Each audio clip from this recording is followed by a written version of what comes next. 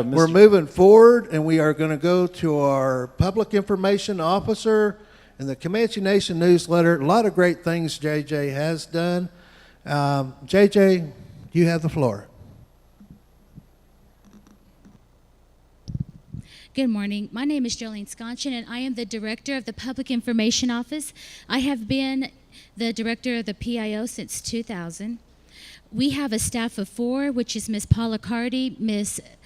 Stacy Himanoki, and Ms. Candace Todd. Our proposed budget for the next fiscal year is $355,000. We are not asking for any additional money, and we have had the same budget amount for the last 3 consecutive years while still continuing to expand our ways to provide for the Comanche people. Our PIO was established through our Comanche Nation Constitution under Article 10, the Bill of Rights, in Section 1, which includes the freedom of press. We also have a very strong code of ethics that we go by through the Society of Professional Journalism and the Native American Journalists Association, as well as our guidelines for our newspaper. The PIO has come from a long legacy of former PIOs, such as the late Donna Victorian and Eleanor McDaniel, that paved the way for our PIO office. And when the newsletter first began, it began as a quarterly publication. And now, come on.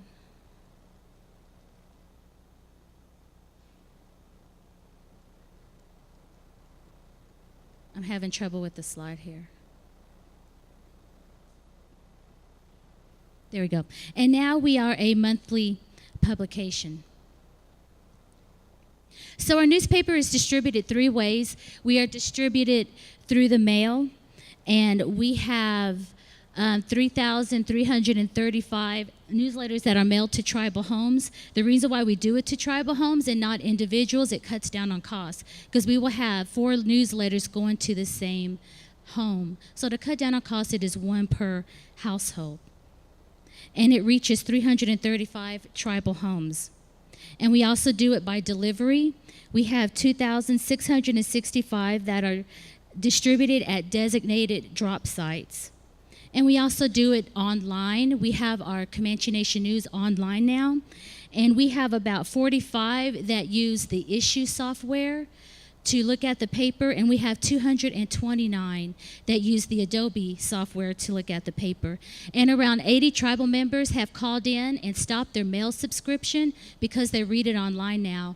And so that also helps with our cost of printing. So where can you pick up the paper? These are some places where we distribute the paper, and you can see they're from Central and Southwest Oklahoma. The cost to print.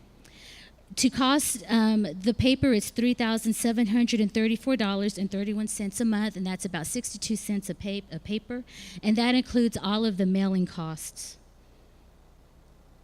So we do some advertisement in the paper, and tribal members do get a discount. Here is a list of our tribal discount advertising.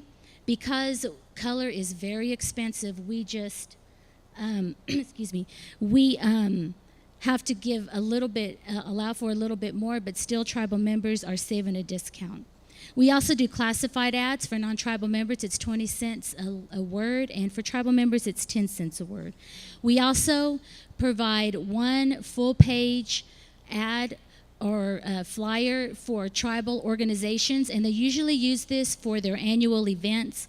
And the guidelines are they must be an established Comanche organization, and they must have a contact number.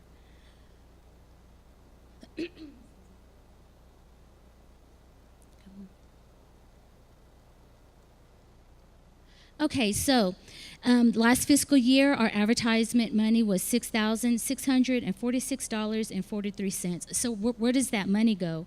Well, it goes back to community events. We have purchased bicycles for the Cops and Kids giveaway. We purchased candy and things to set up a booth for the Comanche Days Cares Trick or Treat Day. We also helped during the Comanche Nation Fair. We have had a all-night, all-Indian movie night. And we have help with the bull buck out.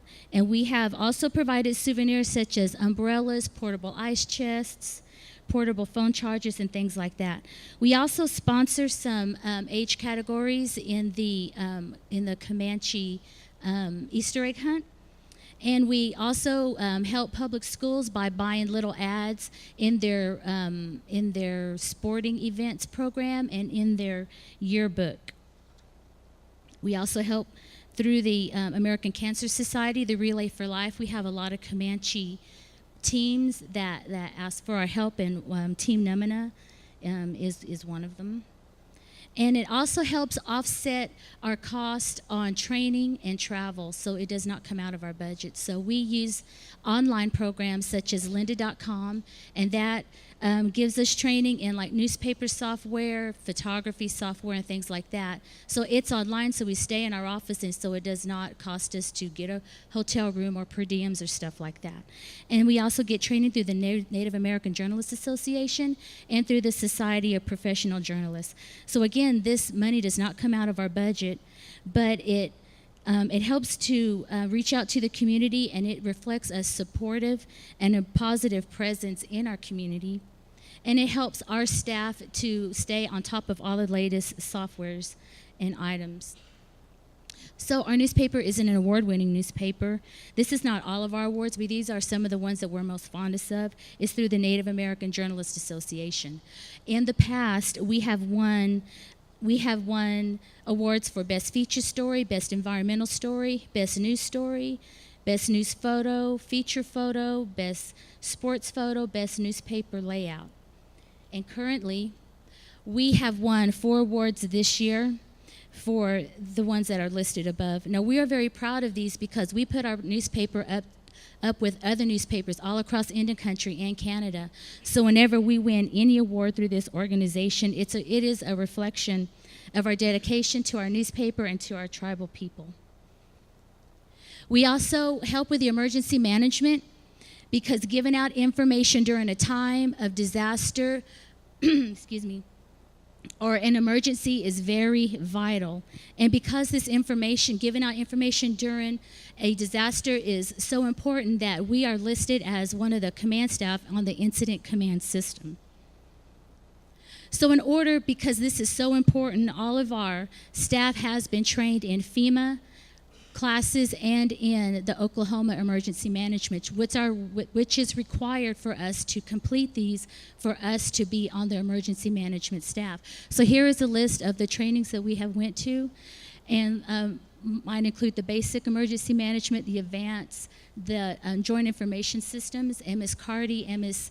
Himanoki are also taking these classes. So what do we do through the emergency management? Well, when we are activated, when the chairman activates us, the first thing we do is we put out our hotline number. We set that up and we distribute that hotline number on all of our media platforms, which is our mass texting through emails, Facebook, Twitter. We send it to the website, and then we go to the local media such as KSWO. We use radio stations like KCCU, Magic 95, KLAW 101. And we use all of these not only to give out our hotline, but to provide information about the event. So that way people can make the right decision at the right time. And we also monitor the media as well, including social media, so we know what people are concerned with, what their questions are, and we answer them. And that helps with rumor control, and it helps to make sure that the correct information is going out. So when we're not activated, but we still have bad weather going on or such, we still monitor the hotlines. And we still work with the emergency management team to give out information and to help them help our community. We also are in charge of the Comanche Nation Emergency Management's Facebook page, where we give weather updates, we give safety precautions, and we make sure that we can prepare our community with safety procedures. And we also do presentations. We do presentations to schools and organizations. We hold question and answer forums for candidates, which we just started doing, and we have had a very positive response. And our presentations can be historical, they can be about military, they can be about the current status of the tribe, just any kind of information that the public would want, we do those presentations. We also do tours. We do tours here at the Comanche Complex. We do tours for all of the monuments here that are military. And these are also for schools and organizations and individuals. And we work with the Fort Sill. They have an international soldiers program where they have soldiers from all around the world that are, of course, our allies. And they come here the first time they've ever been to America, the first time they've ever seen a Native American outside of John Wayne movies. So they have a lot of questions, and we make sure that we give them the correct information, not only about the Comanche tribe, but just about our Native people in general. And we also answer questions. We get a lot of questions from students who want to do a report on our tribe. We send that information out. Sometimes we get interviewed by college students who are doing something very specific about the tribe, and they need specific answers. And we also help teachers, mainly history teachers, who want to add the Comanche tribe in the curriculum, but they have a limited amount of information about us. So they come to us and we provide that information. And I am also a notary. I've been a notary since 2007, and I will travel to any elder or someone that is disabled that has transportation problems and they cannot get out to the Comanche tribe to do notaries. I will come to them and notarize their documents. We also set up photo shoots for tribal princess candidates and other programs and special events. We have created flyers for tribal programs, for tribal organizations and such. We have made brochures for the same tribal individuals, tribal members, tribal programs as well. We are also mediators of the media. Whenever somebody in the media wants to do any kind of interview or information for the tribe, they come through our office, and we have rules that go along with it. So we have worked with some of these up here, plus others. And we will be present at the interview. We ask the reporter, what are you going to ask them? And they'll tell me, and we make sure that they stick to that subject. And if they do not stick to the subject, we have stopped interviews before. And also, we are an alternate if a director or a tribal leader does not want to speak to the media, but they still want to integrate information, well, we can do that too. We also do the press releases, display ads, and classified ads in the local paper. The press releases, they are in article form, and they are ran once, and that is under that editor's discretion. And that's the thing about press releases, is that when we send them out, it's up to that newspaper editor whether they're going to run them or not. And the display ads, of course, that's paid space for newspapers, and we make sure that we make the ones that are in the deadline, especially the ones with the constitutions, such as the audit and the budgets and the announcements and things. So we work with the programs and the tribal administrations to get this out. And we also work with our HR department on the classified ads, and we are in charge of all of these accounts to make sure that all the directors pay for their ads, because if they do not, then they will not run the feature ads for us. So we have to make sure that all of the ads are current and paid up as well. We also monitor the newspapers, and we see which newspapers run our press releases, which ones do not. And we make sure that if they do get the information wrong, that we will call their editors or that reporter or both and make sure that a correction is ran.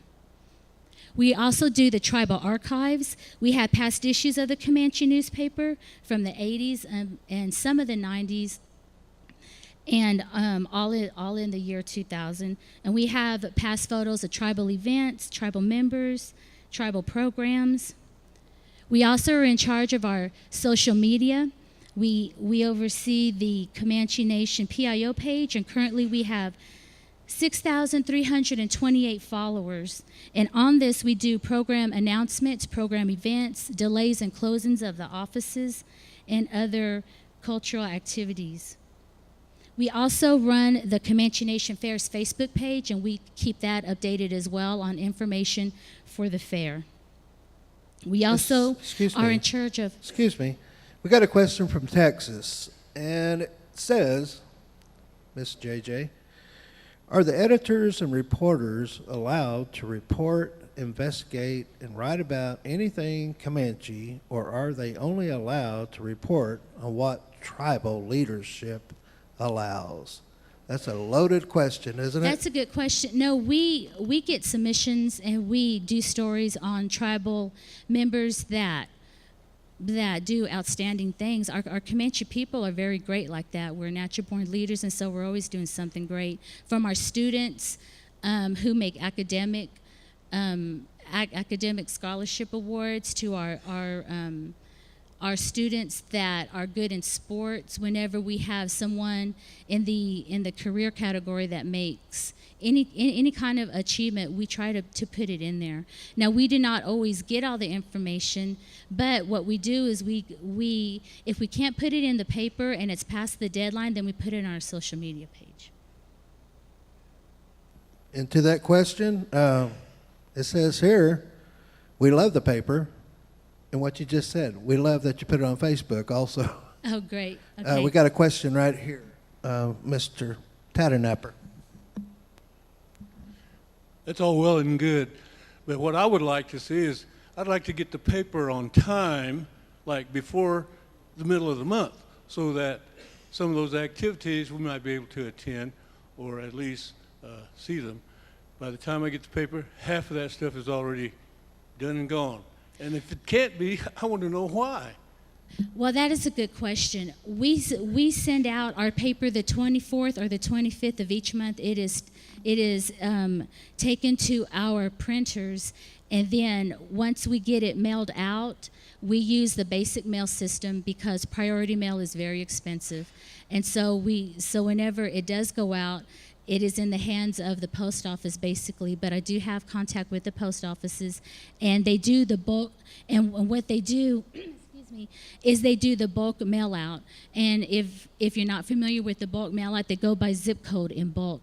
So all of the zip codes that are in 73505, they're all in bulk, and they put them in one big box and they take them there.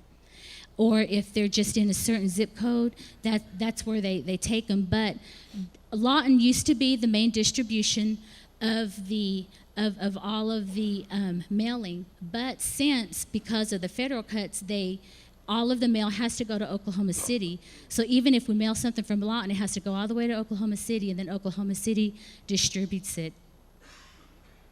So we would like to do that. What we can do is I can start looking at how much it would cost for us to go to first class priority mail, which would be, yes, I will look into that. Thank you for that question. Usually the rural mailing, it does get Yeah. there real late. Okay.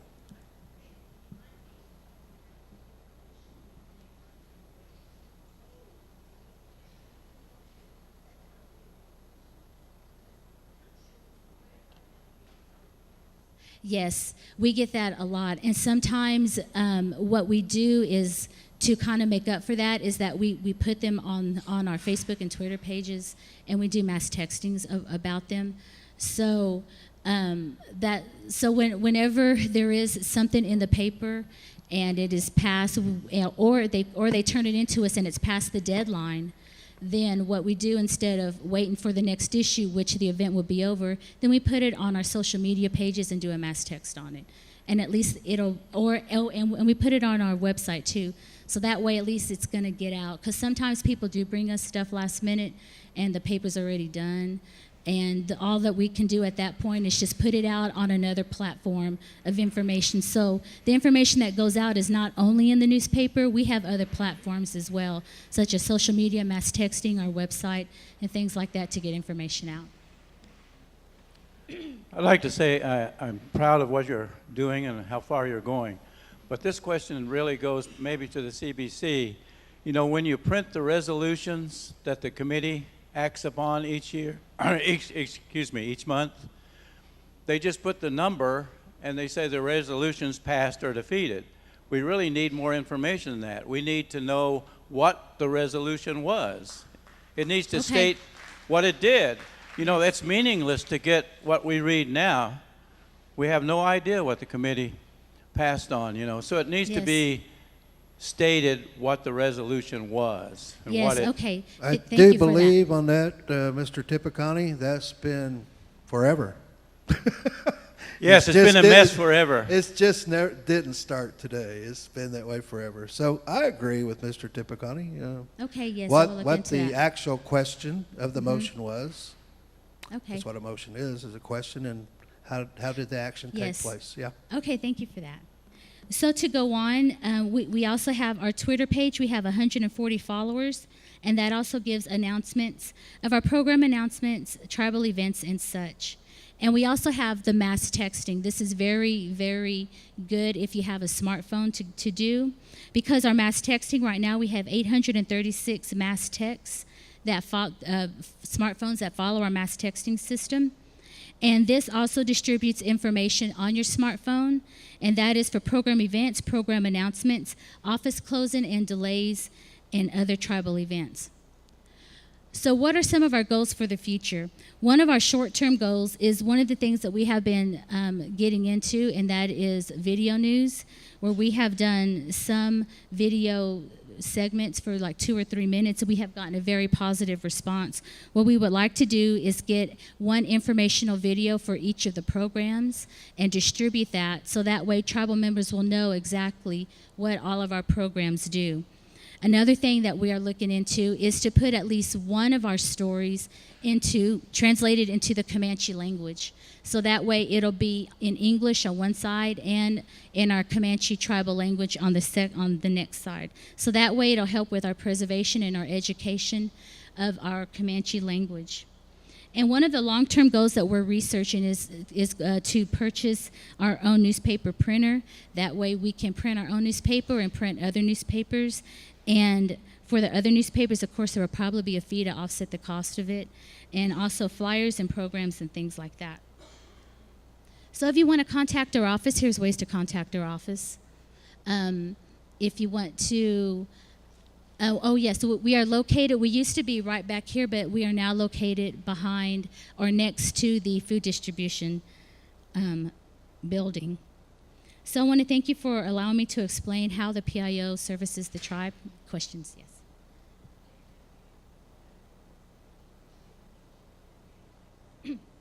Oh, that is a good, yes. The deadline is the 15th of every month. We have it on the 15th, and if the 15th falls on a weekend or a holiday, it's the following work day. So that is the deadline. It doesn't change. It's always the 15th of the month, unless it falls on a weekend or it is a holiday. Jay, the idea on the videos, do you have some samples of that? I believe IT might have some on, Okay, on that's their okay. computer. But Anyway, the one about the high risk, that was great. Anything that's coming, and I'm like Mr. Tatanapper, I wish that everybody that's got a powwow anniversary or anything happening for that month, make sure you get it in there so it doesn't pass by the time you get the paper. Now, on the rural mailing, that, it's always going to be that way.